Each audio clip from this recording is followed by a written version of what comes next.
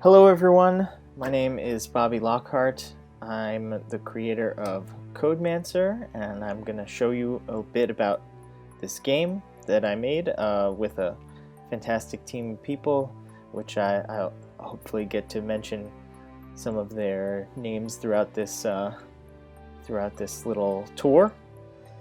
Codemancer is an educational game. It's designed to teach programming to 6 to 12-year-olds, and especially kids who wouldn't normally be drawn to a game about coding. It's a fantasy game where magic is programming. So let's get started. We'll start up a new file.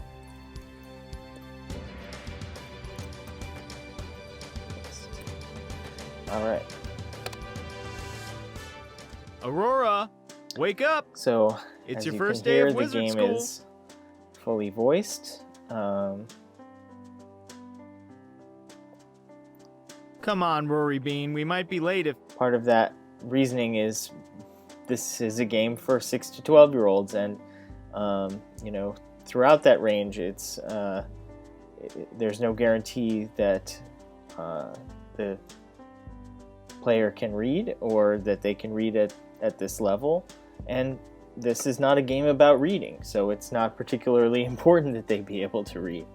And I think that the voice acting gives the game a lot of character. I hope you'll agree as we continue.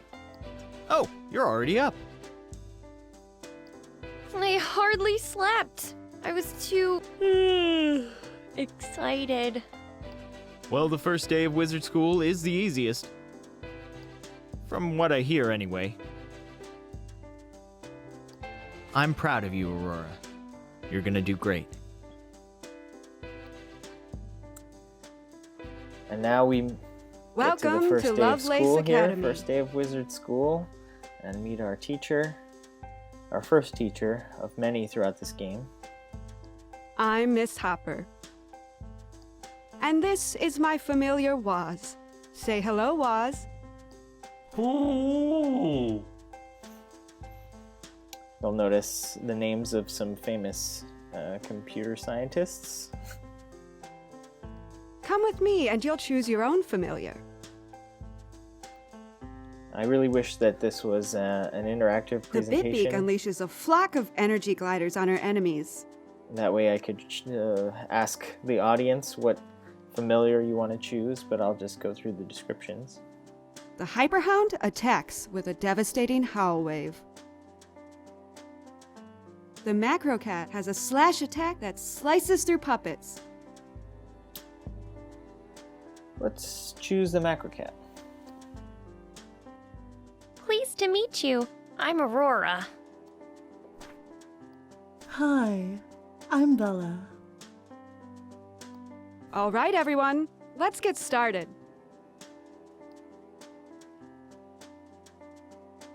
We're So here you see at Lovelace This Academy. is the map of the world of Codemancer. We'll get through a couple more points of interest as we play, but to begin, we're here at Lovelace Academy.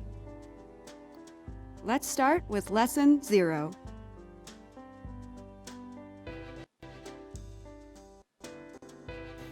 Welcome to the practice grounds. Press the Start rune to choose a command. Choose Jump So to this tell is your our familiar to jump environment. forward. Fantastic! This spell is complete. The spell is a program. So this is our tablet that we're programming on, and this is the world which you can drag around and kind of bounces and you can zoom in and out. Press and hold the cast button to cast the spell. Don't let go until the bar is full.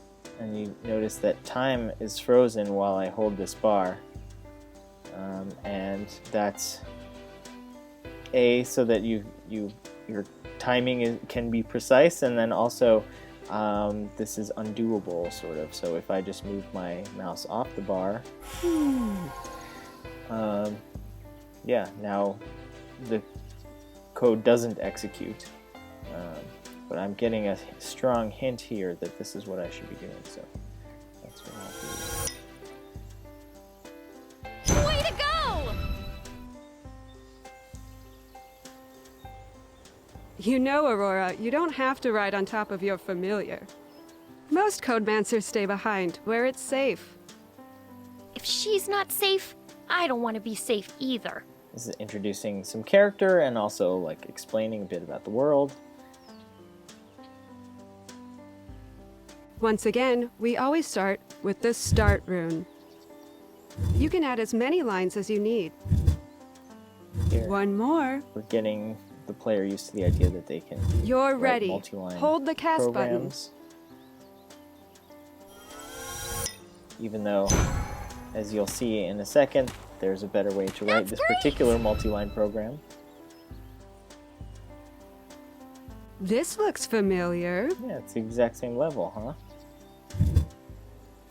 If you want to do the same thing over and over, instead of using many lines, you can adjust this. Let's choose the number So- 3. The jump command Go has an ahead argument, and cast your spell. which is the number of times to jump. And yeah, so we're already calling functions with arguments.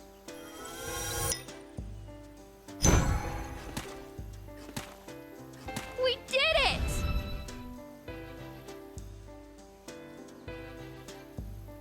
And here we get no guidance, so we can do this any number of ways.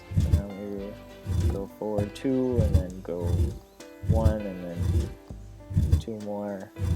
And then, you know, you can even go past the target. You can go 5 more. Why not? No harm in it. Once you reach your exit point, you win. You win the We level. did it!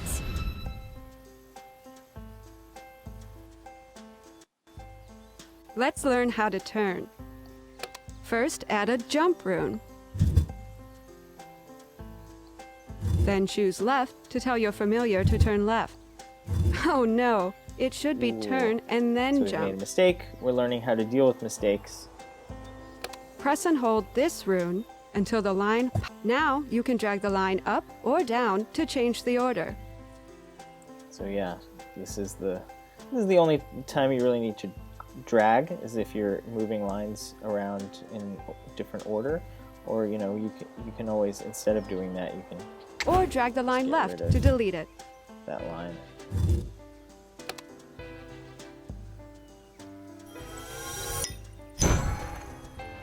Good work. Simple.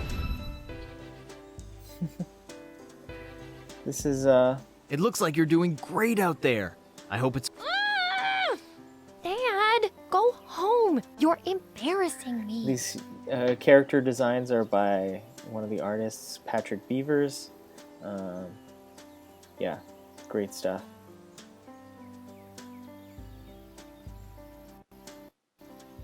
Now practice turning the other way. Choose right to tell your familiar to turn right. How many times should you turn? All the designs for these icons are by Hui Che, fantastic artist in the Chicagoland area. And here you might notice some like hinting that we did. So there's this glint animation that moves over certain runes. You can see, you know, so we have a heavy-handed way of asking a player to do a specific thing with a big black screen that only allows you to click one thing, but we also have subtler ways, so this is a subtler hint to click this argument, and then click this 3. That looks like the enticing option.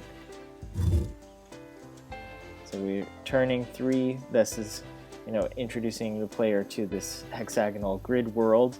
It makes sense that, you know, you're pointed towards an edge. You want to go 1, 2, 3 to the right, or, you know, thinking of it another way. These are hexagons. They got 6 sides. To face the opposite direction, you need to go 3 sides away. So.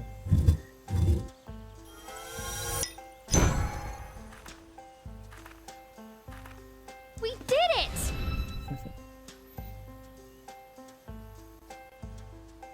Now you try this one on your own. Again, we have no guidance for this one, and there's actually multiple paths you can take. What a novel idea. So I'm just going to pick one, but your mileage may vary.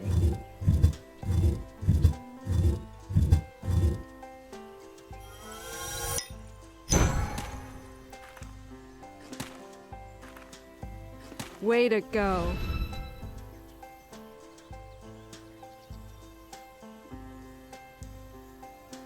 Again, no guidance here.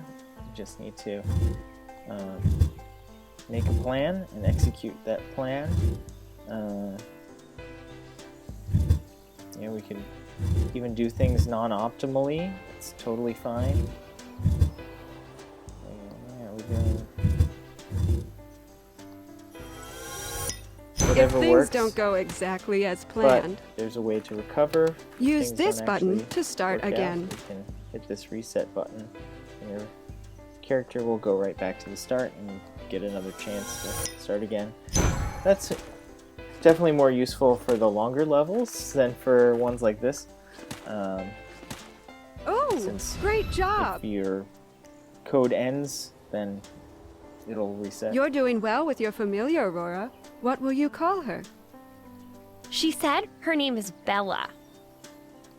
Remarkable. Most Codemancers train for years before they hear their familiar's inner voice. Just lucky, I guess.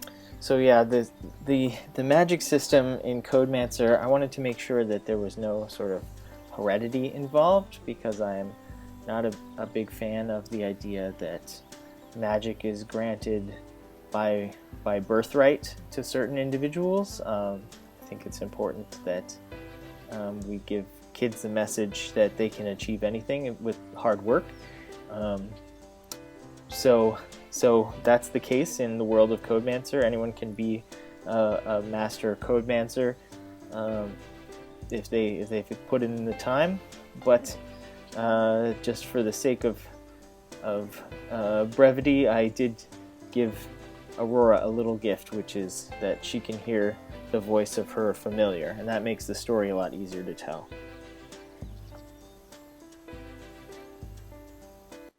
Looks like something's in your way. Let's use an attack rune to clear your path. So this is called an attack rune, but it ends up being sort of a general interaction command, because later we'll see there are levers that you need to push with the attack command and other things. So yeah, a lot of kids who play this level think that they need to maybe go forward and then attack so that they're on the same tile as the thing that they're attacking, and we can try that out. Yeah, you see this bump and then you attack, but the real deal is you need to attack, and it'll attack whatever's in front of you, and this little arrow helpfully points out which direction you're facing. We did it!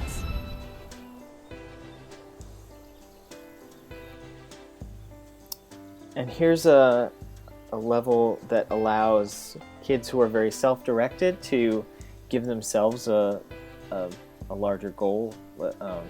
For instance, you could decide that you're going to destroy all the scarecrows here, or you could decide that you're just going to do the bare minimum, and that's definitely more my speed, so we're going to do that.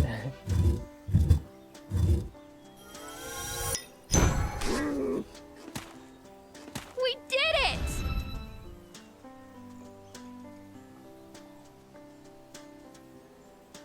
And here, this level is designed to basically teach one game mechanic, which is, it might be possible to just jump straight up there, right? You'll find your familiar can't jump up.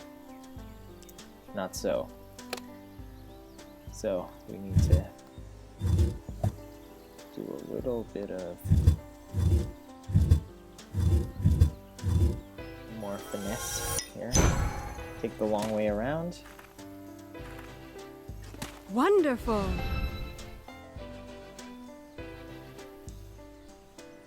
How does it feel when you're under a spell?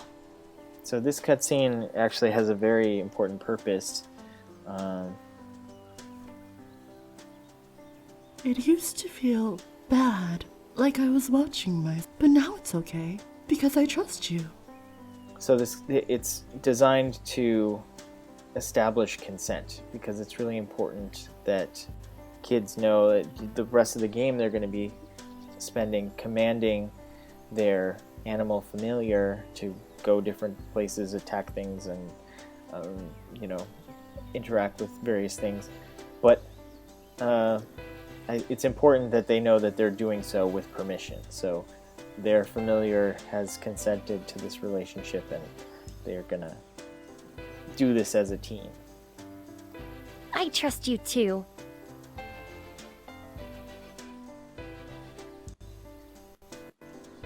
There's an enemy puppet in your way. Alright, now we introduce enemy puppets, not just scarecrows. This guy also has a direction arrow, and he has health. So we're going to attack. Those hearts show how many times you need to attack. These hearts show how many attacks you can take.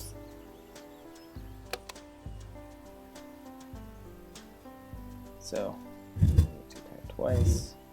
And we're just going to do a simple get to the exit. Guy's a sitting duck. Good work.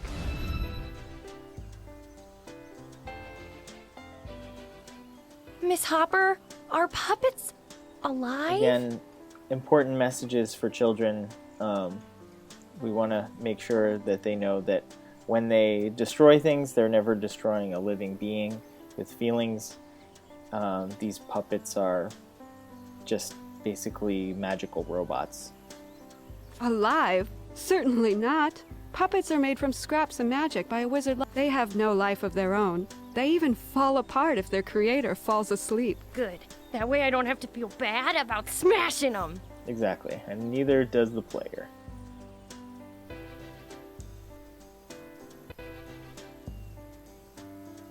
So this level is actually setting the scene a bit, and I hope you'll come along and see what I mean by that.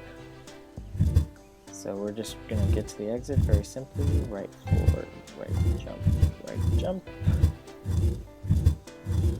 Alright. We notice that this is a bit repetitive. Great job! You had to redo steps last time, but there's a better way. To repeat a set of commands, use repeat. You can choose how many times the set of commands will be done. Let's choose the number 3.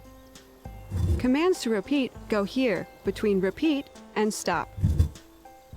So again, now we're doing that right jump, right jump, right jump, but we're just putting it in a repeat block. Okay, so yeah. Makes everything simpler. Well done!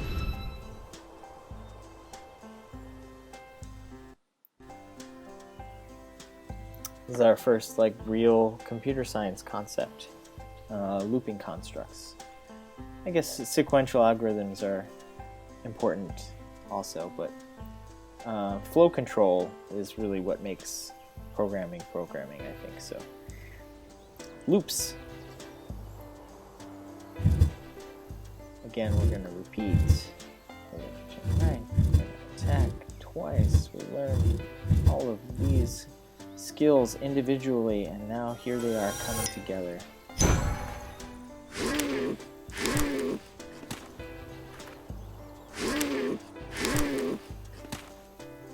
I only repeated twice. Okay. Forgot to change that to a 3. Here we are.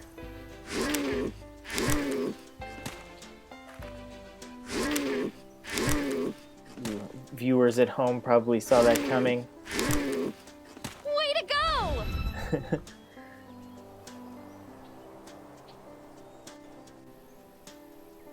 So I found that repeat wasn't necessarily landing, so I had to add another level. This is something I added kind of late, so there's no voiceover in this level, but at some point perhaps we'll get that in.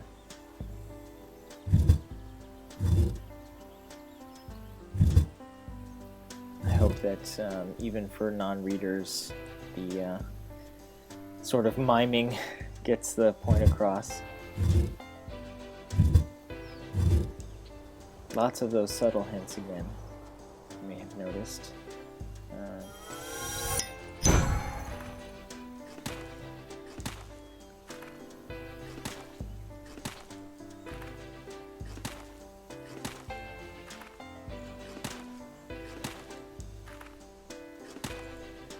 Oh, excellent work.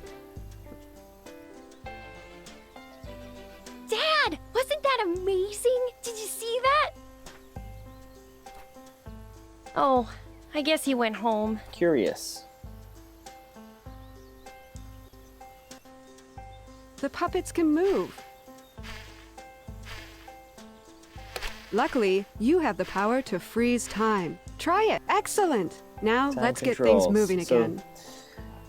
a couple important reasons for this. One is because timing sometimes can be important, although not very often in this game is timing important. But more importantly, there are kids who get a little overwhelmed by stuff, and they may want to freeze the game just so that they don't have as much to deal with visually while they're coding.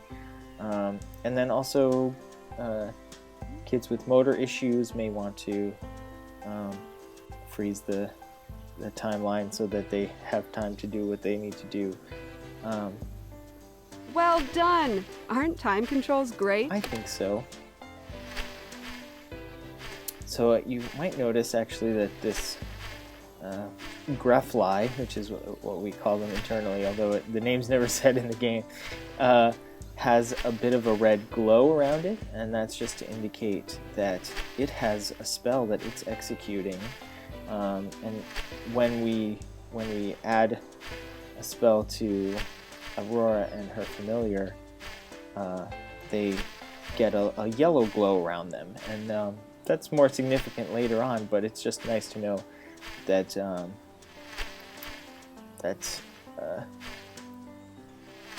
you know when your character is executing some code, and you know when your enemies are executing some code as well.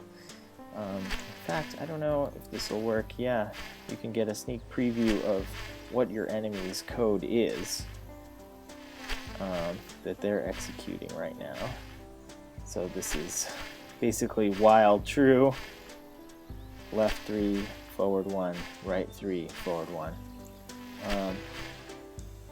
And the nice thing about this particular spell is it's actually pretty hard to take damage as a result of this. I don't think it's actually possible. So even though the enemy may seem intimidating with its little pointy tail, this level is just getting used to the idea that they may move around. So jump. Let's go ahead and attack twice, since we know that these creatures cannot feel pain. Alright. And then line up the timing. I could use the freeze button, or I could stop time this way, which is, I will do that.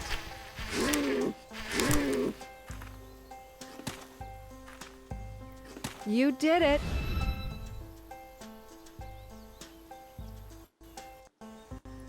Enemies can move and attack, Yep. just So like now you. we've got an enemy attacking. See if you can time your attacks to avoid being hit.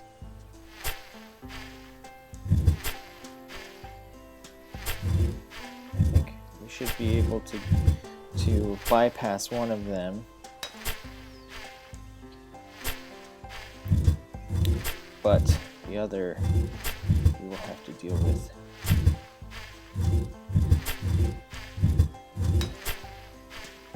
You can see this is a pretty long program. We have a scroll wheel, and you can also scroll with the scroll wheel on your mouse if you're playing on PC. this game is available for PCs and tablets, so you can get it on your iPad, on your Android tablet, on your Kindle, on your PC or your Mac.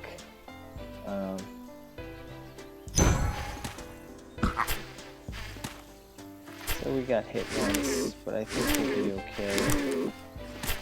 Yep. Oh, great job! So coding is a Remember, look for patterns and coding is a use your little bit repeat room. stressful, as anyone who's tried to do it can attest. So for someone learning to code, there's a lot of things that can frustrate you. You can just setting up your environment in the beginning. You might try and run some code and it doesn't work at all, and it throws a bunch of text at you that you don't understand. It's a daunting process, and I've tried to limit how daunting it can be in this game. You know, we've got a pretty relaxing atmosphere here, and then also the fact that every program you can write in this interface will run. So there's never going to be a syntax error or something like that that just stops you before you start. It'll always run, it'll do something. Now, will it do the thing that you wanted it to do? That's a separate issue. Those are logic errors, and that's something that I think is at the core of learning to be a programmer, learning to overcome these logic errors. So let's go through this. Here's a typical sort of way that someone would approach this level. Is that they start by saying, oh well, I'm just gonna go up like this. So we go left, and then we jump, and we go right, and then we jump, and then we go left. And you know what? Actually, from there, it looks like it's a pattern. So I can actually put all of this inside of a repeat block. Let me drag my repeat block to the top here, and then I can drag this end block down, and now everything's inside there. And how many times do we need to do it? Let's see. 1, 2, 3, and then go up. So we might as well just do 4. And we're off to the races. We'll see if we get hit. We might, but it'll be okay. Yep. Oh, great job!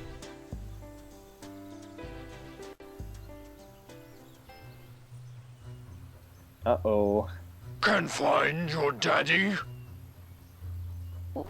What? Your father has committed a heinous crime, which he will pay for when he reaches my fortress in the ice. Dad!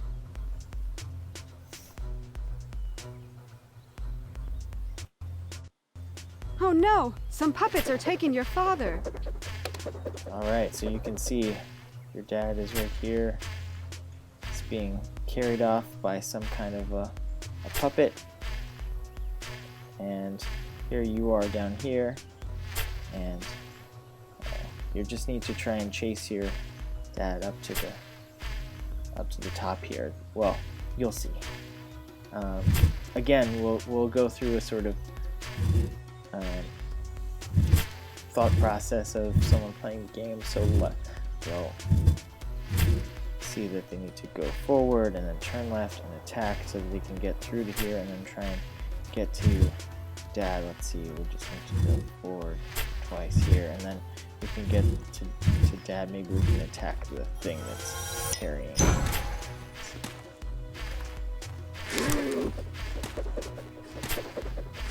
Oh. No, it just took Oh, off. Aurora, So your there's poor father. Hurry! nothing we could do there. So let's see. It kind of went off in this direction. Let's see if we can go. Let's see. Again. And then right. And then forward 2. You know what? Actually, forward 2, left, attack, forward 2. This is another pattern. Oh, so we can actually put this in a repeat block as well. Let's bring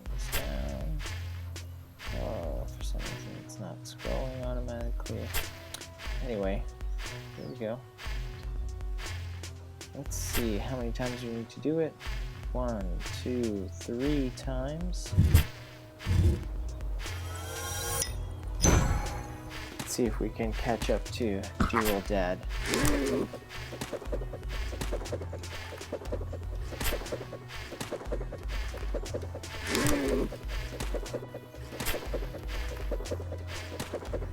And of course, this flying creature can go up more than 2 tiles, but we can't. Oh no. What to do? He's gone. So that's the first part of Codemancer. I hope that this journey has enticed you to continue. Again, it's on Mac, PC, Android, iOS. You can get it on itch.io for free during the duration of this Akron Games Fest in your honor. So go download it from itch.io. I hope you enjoy it, and I hope you've enjoyed this little tour I gave. I'm sorry that I can't be in Akron, but I hope you enjoy the festival. I know that I will. Thanks again. Goodbye.